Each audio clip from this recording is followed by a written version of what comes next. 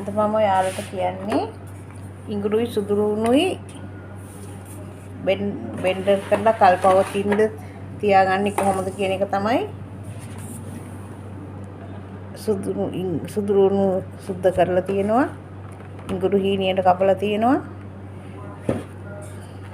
බෙන්ඩර් කරලා හිට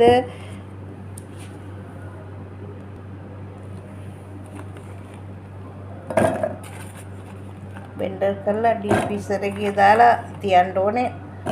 මාස 2ක් 3ක් හරි කමන්නේ, ඔයාලට ප්‍රයෝජනෙට ගන්න පුළුවන්.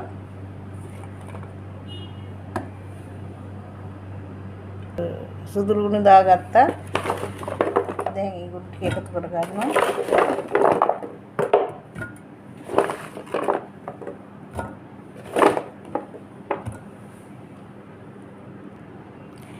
අපි ලුණු හැන්දක් එකතු කර ගන්න ඕනේ.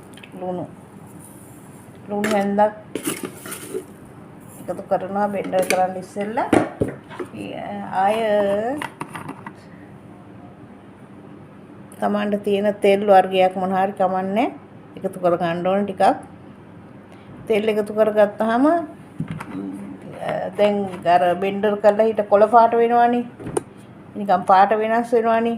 පාට වෙනස් වෙන්නේ නැහැ. තෙලුයි ලුණුයි එකතු කරලා බෙන්ඩර් කරපුවාම කිසිම පාටක් වෙනස් වෙන්නේ නැහැ.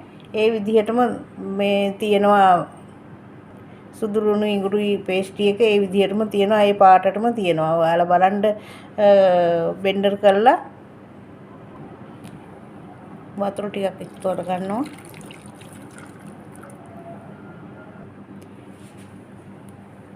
ඔන්න බලන්න හොඳට පේස්ටියක් ආවා. මේ වගේ හොඳට බෙන්ඩර් ගන්න ඕනේ. ඉඟුරුයි සුදුරුණුයි තව මේ ඔයගලන්ට ඕන තරම් කාලයක් තියාගන්න පුළුවන්.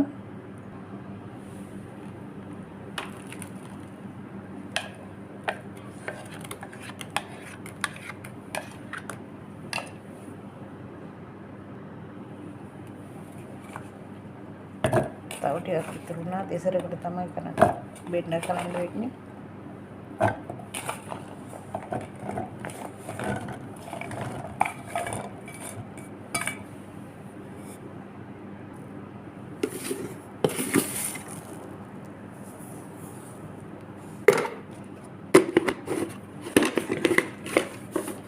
පොඩ්ඩක් එකතු කරගත්තා. අය තෙල් පොඩ්ඩක් එකතු කරගන්නවා අපෝ.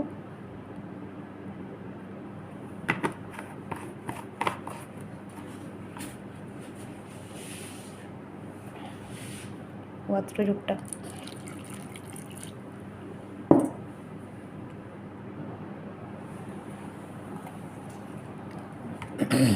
ඔන්න බලන්න ඒ ටිකත් අපි බෙන්ඩර් කරගත්තා. ඔක්කොම දැන් එක භාජනයකට දාලා කලවම් කරගමු.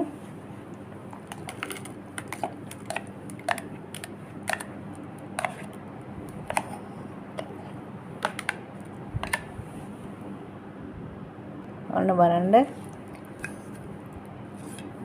ඇත්තටම දවසේ ඉතින් වැඩ කරන අතරේ උයන්ඩ කරන්න ගියාම ඉතින් සුදුරුණුයි ඉඟුරුයි සුද්ධ කරන්න ගියාම කාලය යනවා. ඒක හන්ද ඉතින් නිවාඩුවේ ඉන්න වෙලාවක සුදුරුණු සුද්ධ කරනවා. සුදුරුණු ඉඟුරුයි සුද්ධ කරලා බෙන්ඩර් කරලා තියාගත්තාම ගොඩක් පහසුයි.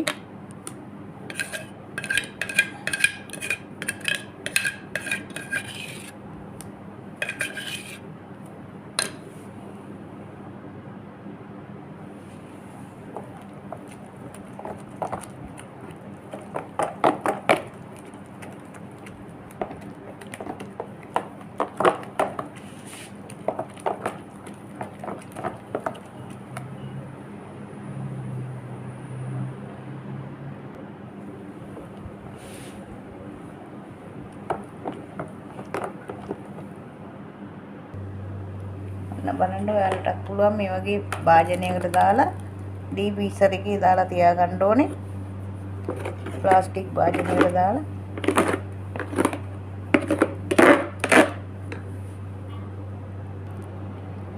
ඔන්න බලන්න ඉඟුරුයි සුදුරුණුයි දැන් ඔක්කොම බෙන්ඩර් කරලා ඔක්කොම කළා භාජනයටත් දාලා තියෙන්නේ. අපි දැන් ඩීප් ෆ්‍රීසර් එකේ දාගමු.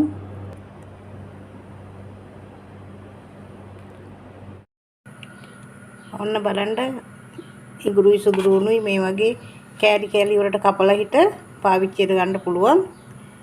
දැන් බලන්න හොඳට මේ වෙලා තියෙනවා පාට කිසිම වෙනසක් වෙලා නැහැ. හැබැයි ඉතින් කපලා කෑල්ලක් එළියට අරගෙන ඕගොල්ලන් කෙලින්ම දාන්න ඩීපිසර් එකට කිසිම සුවඳ එහෙම කෝත් වෙනසක් වෙන්නේ නැහැ. මේ වගේ කෑලි කපලා ගන්න පුළුවන්.